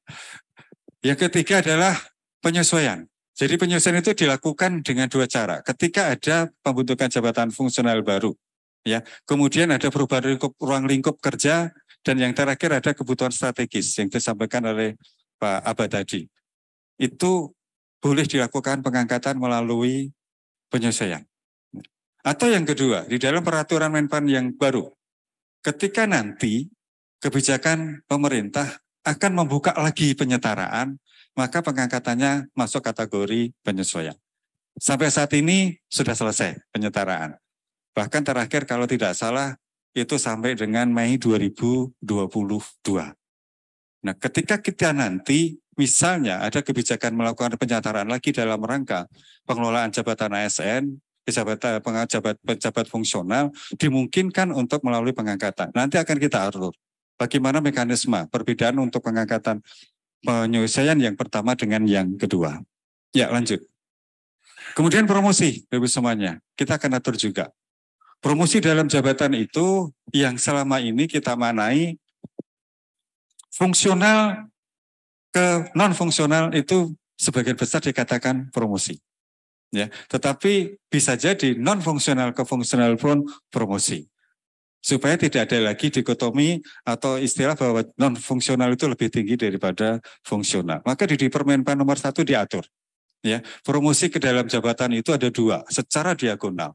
Dari fungsional menuju non-fungsional atau non-fungsional menuju fungsional. Yang kedua kenaikan jenjang, sama-sama di fungsional, baik dalam satu jabatan fungsional atau dalam perpindahan ke jabatan fungsional. Nah, di Permenpan sudah kita atur. Di sini Bapak semuanya. Sampai saat ini belum ada regulasi pun baik oleh Permenpan, peraturan kepala BKN yang menyetarakan antara jabatan JPT, jabatan administrasi dengan jabatan fungsional. Itu sampai sekarang belum ada. Maka kita mencoba untuk membuat regulasi yang ini bisa dipakai untuk penyetaraan. Perpindahan dari jabatan fungsional ke non-fungsional ini diatur. Ya, jadi ketika seseorang itu menduduki jabatan yang paling tinggi di fungsional jenjang utama, dia boleh melamar ke madya atau pratama. Atau nanti bisa sebaliknya. Ya, ketika yang bersangkutan itu sudah menduduki JPT madya atau utama, dia boleh menduduki jabatan fungsional jenjang utama. Dan ini sudah kita atur semuanya. Ada di dalam peraturan Menpan. Nah, kita akan mendeskripsikan lebih teknis bagaimana caranya supaya ini bisa dilakukan tetapi tidak merugikan pejabat fungsional. Nah, bagaimana dengan kenaikan pangkat? Ini banyak pertanyaan. Saya sudah, mohon maaf Pak Deputi, saya sudah konsultasinya ke Pak Aba aja kemarin. Sudah berkali-kali. Karena begitu ditetapkannya Permen 1 tahun 2023, pertanyaannya itu justru banyak yang ke BKN kalau berkaitannya dengan kenaikan pangkat, Pak. Ya, kenaikan pangkat. Bahkan saya sudah membuat konsep surat untuk Pak Menteri supaya bisa menindaklanjuti ini. Karena di dalam pasal 55, ya pasal 55 di Permenpan 1 itu disebutkan bagi PNS ya yang disetarakan mulai 1 Januari sampai dengan Mei 2022 bisa diberikan kenaikan pangkat reguler ya TMT 1 April 2023 atau 1 Oktober 2023. Maka muncullah banyak pertanyaan. Bagaimana dengan kami yang kemarin disetarakan itu sebelum Januari 2023. Yang belum bisa naik pangkat di 2022. Contoh, mereka yang disetarakan itu sampai 31 Desember 2021. Di surat Menpannya tanggal 23 Desember 2021, dia diberikan naik pangkat untuk April 2022 dan Oktober 2022. Tetapi banyak yang belum bisa naik pangkat. Kenapa? Karena belum 4 tahun. Karena pemberian kenaikan pangkatnya reguler. Tapi ketika membaca di Permenpan 1 2023, dia menjadi tidak bisa juga untuk diangkat dalam pangkat yang lebih tinggi menggunakan reguler periode April dan Oktober 2023. Nah, ini saya merah. Nanti kalau Pak Deputi setuju, Pak Abbas setuju, dimungkinkan dia juga bisa naik pangkat untuk tahun ini, baik April maupun Oktober. Tergantung beda ya Pak ya, tapi ini maka kita merah. Kalau oke, nanti mohon supaya itu bisa disampaikan kepada semua PPK. Karena mohon maaf Pak Deputi, kita punya aturan untuk usul naik pangkat di April 2023 ini paling lambat 20 Februari 2023. Dan ini menunggu kepastian. Kalau itu memangnya diperbolehkan, nanti BKN akan menyurati kepada semua instansi yang memenuhi syarat kenaikan pangkat reguler April 2023 segera diusulkan sebelum Februari 2020. Ya. Meskipun itu ada debatable, Pak, bukannya Permenpan berlakunya Januari 2023. Tetapi saya sudah konsul juga ke Pak Abba. Tetap bisa diberikan April karena sudah dibunyikan di dalam pasal 55. Nah, bagaimana dengan yang berlaku Juli 2023? Itu minimal untuk konversi angka kredit dari predikat kinerja menjadi angka kredit. Sehingga hemat kami, nanti kalau disetujui, untuk kenaikan pangkat April 2024, maka angka kreditnya harus sudah menggunakan konversi. Kenapa? Karena integrasi ke konversi itu terakhir 31 Desember tahun 2023 menurut Permenpan. Kemudian yang kedua, mohon maaf, ini banyak pertanyaan juga. Hal ini tidak berlaku bagi PNS yang telah mengalami kenaikan pangkat dalam jenjang fungsional. Betul Pak Abaya? Jadi contohnya begini, ketika dia sudah disetarakan, kemudian dia menduduki jabatan fungsional, dia pernah dinaikkan pangkat menggunakan pejabat fungsional itu, maka dia tidak bisa lagi dinaikkan pangkat menggunakan reguler. Ya ini jadi satu saja sekali. Mana yang menguntungkan? Mana yang menguntungkan? Ketika dia menggunakan fungsional, tidak perlu menunggu 4 tahun, berikan fungsional. Tetapi kalau menggunakan fungsional, 4 tahun nggak bisa. Karena angka kreditnya nggak terpenuhi, gunakanlah yang reguler. Dengan persyaratan kenaikan pangkat reguler. Lanjut Pak.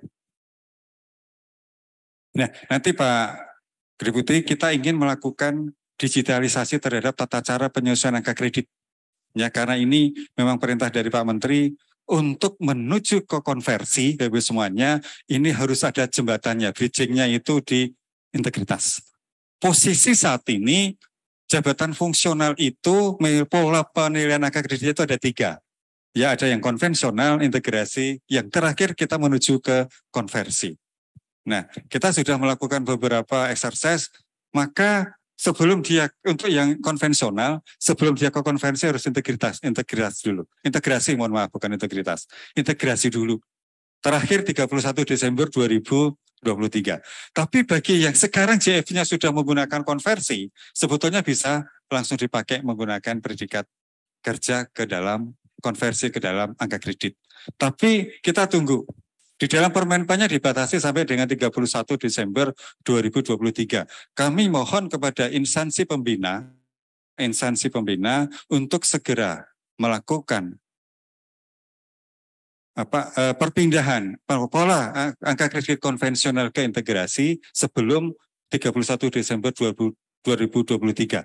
Sehingga nanti 1 Januari 2024 semua jabatan fungsional sudah menggunakan penilaian angka kredit dengan cara konversi predikat kinerja menjadi angka kredit. Ya, lanjut. Nah, ini yang terakhir Pak Alex Dini. Tadi Bapak menyampaikan ada PR yang dari Pak Alex Dini yang ingin sampaikan adanya peraturan pemerintah tentang tadi manajemen ASN ya Pak. Kalau bisa saya nitip Pak, kalau itu bisa. Karena itu amanat di dalam Undang-Undang ASN. Kenapa sampai sekarang permasalahan kenaikan pangkat, permasalahan kenaikan jabatan untuk pejabat fungsional itu selalu rumit. Ada orang Jawa bilang itu mengsele Pak. Pangkat dengan jabatan itu nggak cocok. Terutama dosen-dosen. Karena sistem kenaikan pangkat kita masih menggunakan yang saat ini. Dari juru sampai dengan pembina. Masih menggunakan golongan ruang. Yang tidak berbasis pada jabatan. Nggak ada hubungan pangkat dengan jabatan. Sehingga bisa terjadi atasan langsung itu pangkatnya lebih rendah daripada bawahan. Ini bisa terjadi Pak. Ketika bawahnya hanya eselon 4, dia S1 3D, sementara bawahnya itu, atasannya S1 3D, bawahnya itu pelaksana, tapi dia punya S2, bisa sampai 4A. Kalau dia dipindah. Kalau nggak dipindah, dia nggak bisa naik pangkat. Karena salah satu kenaikan pangkat reguler itu tidak boleh melampaui pangkat atasan, Pak. Padahal dia kinerjanya bagus. Padahal atasannya biasa-biasa saja.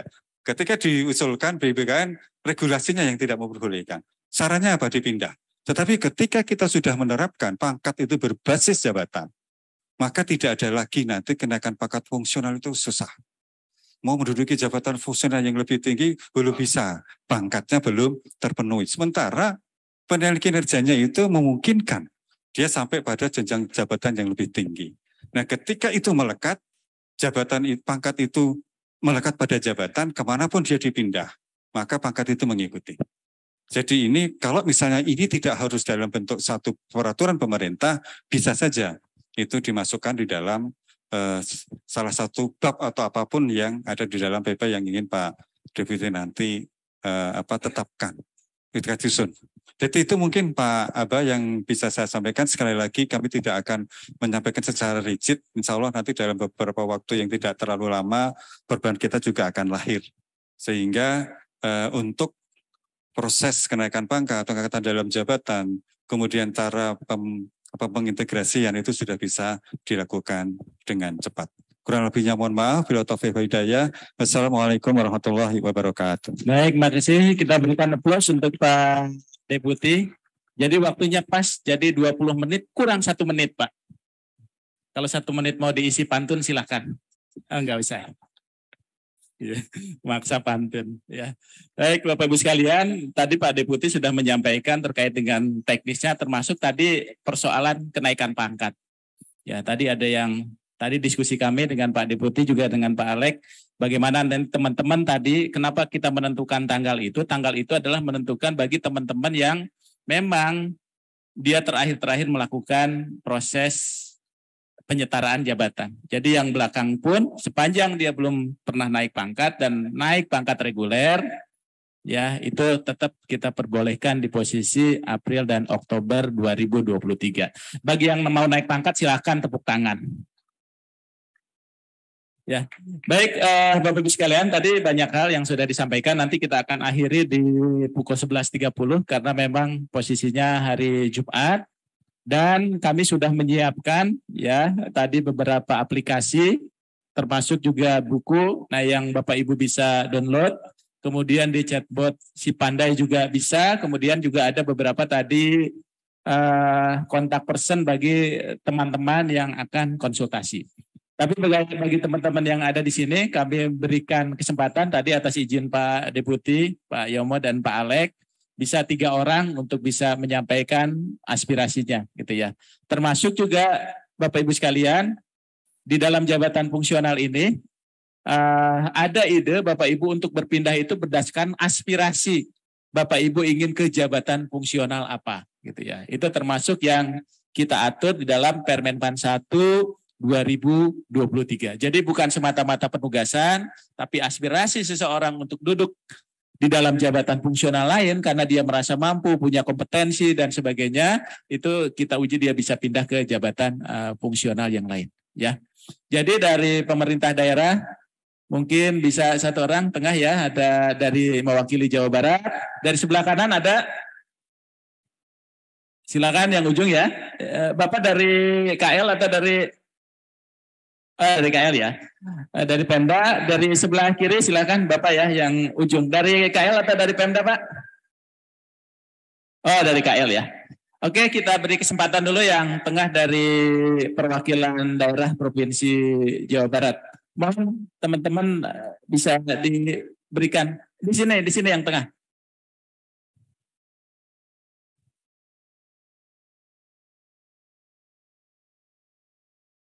Pak Teten. Silakan, mangga Pak Teten.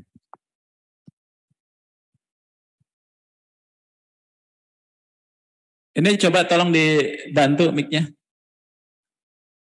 Belum hidup.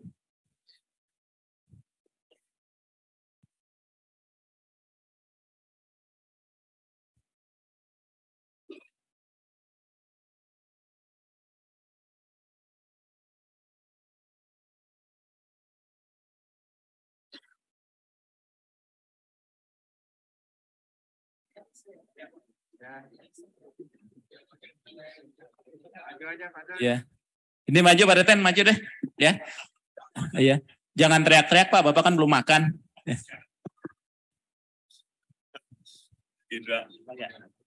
Ya. Bismillahirrahmanirrahim. Assalamualaikum warahmatullahi wabarakatuh. Mohon izin Pak Deputi, Pak Asdep, Pak Aba, dan Bapak dan Ibu dari Kementerian Lembaga maupun pemerintah provinsi. Sebenarnya ini terkait dengan interoperabilitas antara Permenpan 89 dengan Permenpan yang lain, Pak. Ada kasuistik ketika kita berbicara mengenai masalah jabatan fungsional. Kami menemukan Pak, ketika ada ekspektasi antara satu perangkat daerah dengan perangkat daerah lainnya dari atasannya, kemudian bagaimana ekspektasi itu ada semacam guidance Pak, yang kami pengenkan ada semacam guidance, karena misalnya saya di perangkat daerah di biro organisasi atau di dinas yang lain, ketika kita bisa melakukan ekspektasinya seperti A, kemudian di sini ekspektasinya seperti B, ini akan berpengaruh juga Pak terhadap pola karir teman-teman jabatan fungsional. Ini kerasa banget ketika kami melakukan penurunan daripada visi misi, baik itu dari visi misi, strategi, ultimate outcome sampai dengan output yang diturunkan Pak. Ada perangkat daerah yang memang betul-betul pegangnya ultimate outcome. Dan ada perangkat daerah ternyata hanya levelnya immediate, bahkan juga sampai dengan output. Nah ini akan bermasalah juga Pak terhadap pola karir jabatan-jabatan fungsional. Nah teman-teman ini, kalau dia misalnya di leveling perangkat daerah ini hanya mengampu ke output aja, bahkan ada Pak di perangkat daerah kami hanya pengampunya output, misalnya terdesiminasikannya atau tersosialisasikannya, apakah itu layak menjadi perangkat daerah? Berarti japung-japung di bawahnya juga dia akan supportnya hanya ke output gitu kan. Sedih Pak. Nah ini yang mungkin harus ada penyeragaman atau bukan, mohon maaf kami tidak suka dengan kata penyeragaman, tetapi guidance bahwa kalau kepala perangkat daerahnya ini pemegang urusan pemerintahan sebagaimana Undang-Undang 23 atau juga regulasi yang lainnya, bahwa ini levelingnya harus ini, bahwa jafungnya seperti ini. Nah, jadi itu dulu Pak yang harus mungkin sebagai bahan masukan dari kami. Terima kasih Pak Deputi Hatur. Assalamualaikum warahmatullahi wabarakatuh. Baik, terima kasih Pak Teten. Nanti sekaligus saja Pak ya tanggapinya ya, untuk Pak Yomo dan Pak Alex. Silakan yang di sebelah kanan. Baik, terima kasih. Assalamualaikum warahmatullahi wabarakatuh. Selamat siang. Saya Nurholis dari Biro Kepegawaian dan Organisasi Kementerian Desa PDTT. Izin bertanya Pak, terkait dengan perpindahan jabatan fungsional. Nah, selama ini kendala di kami ketika seseorang akan pindah di jabatan fungsional, baik itu jabatan fungsional satu ke yang lain, kendalanya lah di formasi. Nah, tadi disampaikan oleh Pak Alex bahwa nantinya itu ada keleluasaan perpindahan jabatan fungsional. Nah, tadi disampaikan juga contoh misalnya ada seseorang yang jabatan fungsionalnya ketika awal penyertaan birokrasi ditempatkan pada unit kerja yang tidak sesuai dengan jabatan fungsionalnya. Nah, kalau dulu memang itu terkendala pada angka kredit karena dia tidak bisa mengumpul angka kredit karena tidak sesuai dengan butir-butir kegiatan. Nah sekarang kan sudah tidak ada lagi. Artinya nantinya jabatan fungsional tertentu, misalnya dia ada di biro kepegawaian, sedangkan dia misalnya jabatan fungsionalnya misalnya peranata humas misalnya, yang notabene nantinya berdasarkan kinerja yang diamanatkan oleh atasannya berdasarkan ekspektasi, itu kan nanti kalau di pegawaian mungkin jarang yang ekspektasi pimpinan jarang untuk melakukan kegiatan yang berhubungan dengan kehumasan, Pak.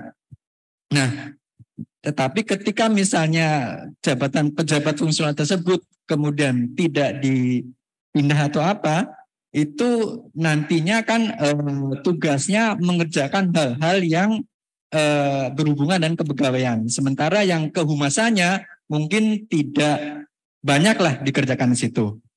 Nah, ketika yang bersangkutan atau jabatan fungsional tersebut akan naik jenjang, itu kan nanti ada uji kompetensi, Pak ya. Nah, di dalam uji kompetensi berarti nanti oleh yang menyelenggarakan oleh instansi pembina pastinya akan berhubungan dengan hal-hal yang bersifat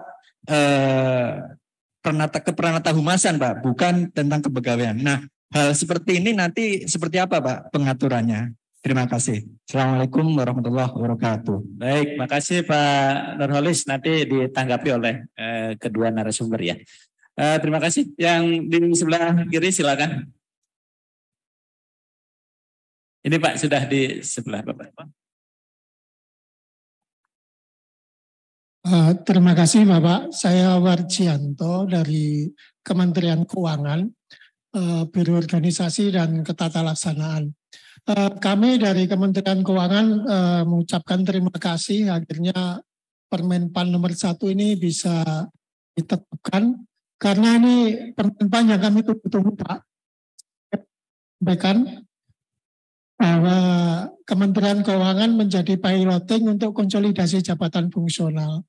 Dan kami terima kasih juga bahwa difasilitasi secara simultan ketika Permenpan ini disusun, konsep konsolidasi juga secara paralel kami susun apa-apa. Jadi kami terima kasih sekali. Nah, menyangkut pertanyaan dari penanya 1, penanya 2 tentang bagaimana apabila butir kegiatan tidak ada, semua tergantung ekspektasi atasan.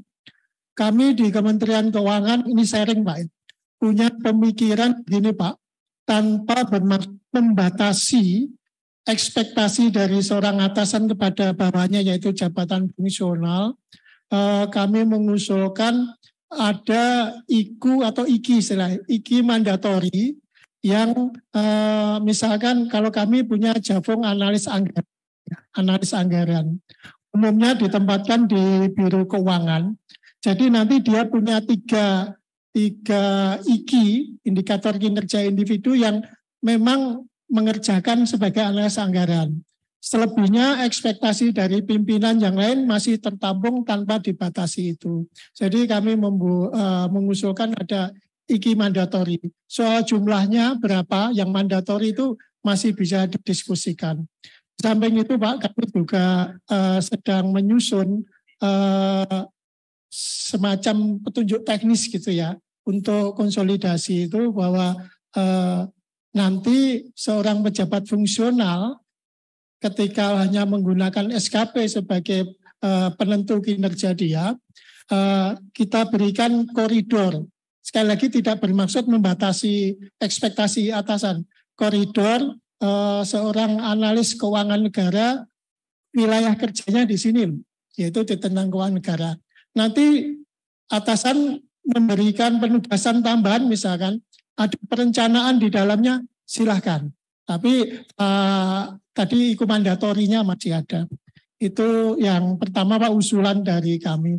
Nah, pertanyaan dari kami adalah ketika Permenpan 1 ini dinyatakan mulai berlaku 1 Juli 2023, perlu kami sampaikan bahwa kami sudah tahun 2022 kemarin melakukan penyederhanaan birokrasi, Pak, di Direktorat Jenderal Perimbangan Keuangan.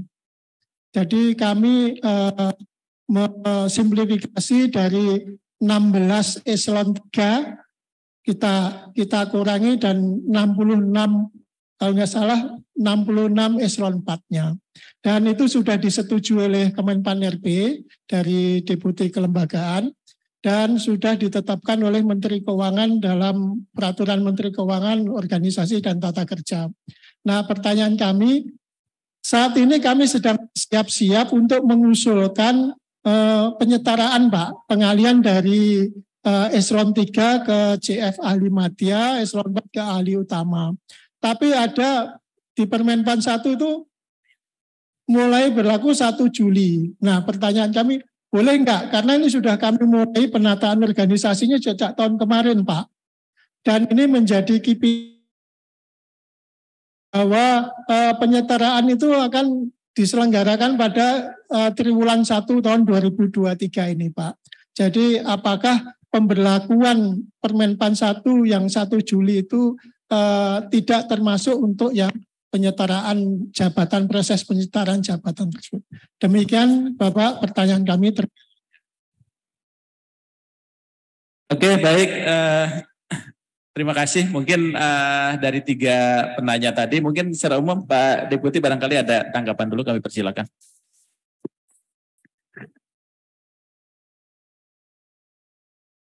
Baik, terima kasih Pak Teten. Apa sih guidelines dari ekspektasi ya? Guidelines dari ekspektasi tentu saja kinerja, target kinerja organisasi. Jadi misalnya saya, Pak Menpan ada ekspektasi dari Bapak Presiden 1, 2, 3, 4. Lalu Pak Menpan bilang ke saya, Pak Alex, saya diminta Presiden melakukan 1, 2, 3. Ekspektasi saya adalah Deputi SDM Aparatur melakukan 1, 2, 3. Karena kinerja saya harus mendukung kinerjanya Pak Menteri, kinerja Pak Menteri harus mendukung apa yang menjadi target dari Bapak Presiden. Nah, karena saya diberikan ekspektasi oleh Pak Menteri, saya ngomong sama Pak Aba, Pak Aba, saya punya target ini yang harus saya deliver ke Pak Menteri, karena itu saya kasih Pak Aba target bla bla bla. Itulah guidelines untuk cascading-nya, Pak. Jadi bukan predefined seperti dulu yang kita kenal. Bisa jadi Pak Menteri ketemu Pak Presiden lagi, dikasih tugas tambahan. Ya, beresin ini, kementerian ini misalnya ya. Lalu Pak Menteri ngumpulin kita. Saya berharap ini Deputi bantu menyelesaikan ini. Ada ekspektasi baru dari Pak Menteri. Tapi guidelines-nya adalah harus untuk memenangkan organisasi. Bukan ekspektasi pribadi untuk memenangkan diri sendiri gitu. Karena pada akhirnya Pak Menteri akan dinilai oleh Bapak Presiden. Saya akan dinilai oleh Pak Menteri, Pak Aba akan dinilai oleh saya. Jadi nggak mungkin saya kasih ekspektasi Pak Aba ke kiri pada saat saya diminta oleh Pak Menteri ke kanan. Yang rugi akan saya sendiri kan. Saya diminta Pak Menteri ke kanan, Pak Aba saya suruh ke kiri gitu. Nah itulah guidelines Pak dalam cascading. Itulah sebabnya kenapa dialog itu harus sering dilakukan. Di dalam Permenpan 6, ya dialog itu harus frequent, harus sering dilakukan. Agar nggak keburu melenceng ekspektasinya itu. Nah, kita tidak bisa menyamakan. Misalnya, bisa nggak sesama sekda KPI-nya disamain aja? Bisa iya, bisa enggak. Tapi kita sebaiknya tidak mengatur serigid itu. Kita memberikan kesempatan kepada sekda untuk menerjemahkan visi dari bupati atau gubernur, apa yang mesti dicapai dan apa yang mesti disupport. Dialog antara sekda dengan kepala daerah. Kemudian sekda dengan kepala bironya dialog. Bagaimana mendeliver ekspektasi itu. Nah inilah keleluasaan yang kita berikan. Tapi memang saat ini kinerja organisasi kita belum define dengan baik. Itulah dengan Pak Erwan, Prof. Erwan, kami ingin ada guidelines tentang penetapan kinerja organisasi. Sehingga nanti jangan sampai tim saya menang semua, padahal organisasinya kalah begitu. Nah sebentar lagi akan kita keluarkan SE, pedoman distribusi kinerja individu terkait dengan kinerja organisasinya. Kalau organisasinya istimewa, maka berapa persen orang di dalam tim boleh disebut istimewa. Kalau kinerja organisasinya baik-baik saja, berapa persen orangnya boleh istimewa, berapa boleh persen orangnya kinerjanya baik. Kalau sekarang nggak ada ikatannya. Mau kinerja organisasinya rendah, mau tinggi, orangnya baik-baik saja semua begitu ya. Jadi itu guidelines-nya Pak Teten. Kita tidak akan menulis secara rigid, tetapi dialog karena dia dynamic. Dia dynamic. Bisa jadi sekarang isunya inflasi, 3 bulan lagi isunya stunting. Itu dynamic itu yang dijawab oleh Permenpan ini. Ya, mudah-mudahan bisa menjawab. Karena kalau kita predefine, nanti kita akan terikat dengan paper yang kita buat di awal tahun, padahal kebutuhan organisasinya di tengah tahun barangkali berbeda. Kemudian terkait formasi, Pak. Ini juga sedang diskusi yang hangat dalam RPP yang kita rumuskan. Apakah orang naik jabatan dari ahli muda ke madya itu harus create formasi baru atau tidak? Padahal kan orangnya nggak nambah, keahliannya yang meningkat. Ke depan kita akan temukan solusi, apa perlu izin lagi formasi? Ini kan masalah orangnya tambah pinter aja, tambah ahli aja gitu. Orangnya kan nggak nambah gitu. Nah ini insya Allah nanti di PP itu akan lebih clear Pak. Tetapi saat ini kita memang ada ikatan-ikatan yang tadi saya sampaikan, Permen ternyata terikat dengan beberapa PP di atasnya, bicara formasi, standar kompetensi jabatan, ya uji kom dan lain-lain. Insya Allah di PP yang tadi saya cerita itu akan kita sederhanakan lagi. Pak Manto, Kementerian Keuangan terima kasih juga sudah memberikan inspirasi kepada kami memulai lebih dulu ya melakukan penyederhanaan JF yang tadinya 27 kalau nggak salah tinggal 4 ya Pak ya. Ini sangat baik, contoh yang sangat baik dari Kementerian Keuangan. Tadi Pak, apakah perlu ada mandatory KPI? Kami saat ini belum merasa perlu melakukan itu Pak. Karena sekali lagi spiritnya adalah organisasi itu unik. Dan setiap pimpinan punya ekspektasi terhadap organisasi masing-masing. Karena itu yang harus dilakukan adalah menerjemahkan ekspektasi pimpinan ke saya ke tim saya ke bawahnya lagi agar ini align Pak. Ya, sementara ini kami belum merasa perlu menyeragamkan. Karena begitu kita buat keseragaman KPI, nanti kita kebelenggu lagi di seragamnya KPI itu. Bisa jadi prioritas masing-masing instansi berbeda. Karena nanti pasti menyangkut bobotnya gede nggak yang mandatori itu. Nah, kalau bobotnya gede, ya udah saya fokus di sini aja dong. Nanti akan begitu lagi Pak ceritanya Pak Manto. Terima kasih Pak Abah. Baik, makasih Pak Deputi. Nanti ditambahkan oleh Pak Yomo, Pak Deputi PMK. Baik, persilakan Pak Deputi. Baik Pak, saya hanya menanggapi yang berkaitan dengan formasi tadi ya, meskipun disampaikan oleh Pak Deputi bahwa itu masih menjadi subjek forecast ya. Cuma ini menjadi pengalaman kita aja Pak Deputi barangkali ya. Ada beberapa jabatan fungsional memang di open betul formasinya ya. Contoh dosen ya kalau nggak salah ya Pak ya. Dosen itu orang untuk menjadi guru besar itu nggak perlu menghitung formasinya berapa. Sepanjang dia memang memenuhi syarat, ya kemudian dia memang bisa diangkat menjadi guru besar, ya sudah diangkat saja menjadi guru besar. Tidak hitung formasi, tapi untuk jabatan yang lain masih ada seperti itu. Maka apakah memang ini ada karakteristik tersendiri, mana jabatan yang perlu formasi atau tidak, ini merupakan salah satu yang perlu kita diskusikan. Hanya memang secara logika ketika kita sudah meninggalkan butir-butir kegiatan, tentu apakah masih relevan formasi itu, ini juga menjadi hal yang perlu kita diskusikan kembali. Jangan sampai sekali lagi menghambat karir seorang PNS, sebetulnya itu di luar kemampuan PNS. Dia memenuhi persyaratan, saya nggak bisa gara-gara tadi Pak Alex sampaikan regulasinya nggak boleh, harus ada ini yang ke depan akan kita coba pikirkan kembali. Itu Pak Abah. Oke, baik Pak Deputi, Pak Alex, Pak Yomo, saya kira tadi dari 3 nanya tadi kaitan beberapa poin penting juga barangkali ya teman-teman kaitan dengan cascading tadi Pak Teten sedang dibuat SE-nya nanti akan ada keseragaman. Karena kalau kemarin kan predefine itu dia terkunci karena dia di jenjang itu dia melakukan itu aja kan gitu ya. Nanti nggak ada. Termasuk tadi Pak Warji nanti nggak ada lagi tugas tambahan Pak. Apa yang menjadi kontrak kinerja itu jadi tugas pokok yang harus diselesaikan menjadi ekspektasi atasan. Jadi di sini kita tidak mengenal lagi tugas tambahan. Yang kita kenal itu Bapak Ibu akan tambahan nilai ketika sekolah dapat S1, S2, S3 maka akan diberikan untuk kenaikan pangkat angka kredit kumulatif. Gitu ya. Kemudian butir kegiatan tadi saya kira kita lebih kepada ruang lingkup, tapi ruang lingkup itu harus relevan dengan jabatan dan tugas fungsi organisasinya. Ya, jadi tidak boleh juga jauh kecuali ada penugasan-penugasan khusus yang merupakan tadi ekspektasi atasannya. Nah, ini barangkali Pak Deputi tadi kaitan dengan usulan penyederhanaan birokrasi. itu 1 Juli 2023. Tapi kalau yang tadi karena ada penyederhanaan birokrasi, boleh Pak nanti dari Kementerian Keuangan diusulkan saja. Masa transisi yang kita lakukan itu lebih cenderung kepada sistem penilaian. Karena ada masa transisi ke dalam sistem tadi penilaian yang kepada predikat kinerja. Jadi Bapak silakan diusulkan. Dan kalau untuk penyetaraan jabatan kita tidak melihat lagi formasinya.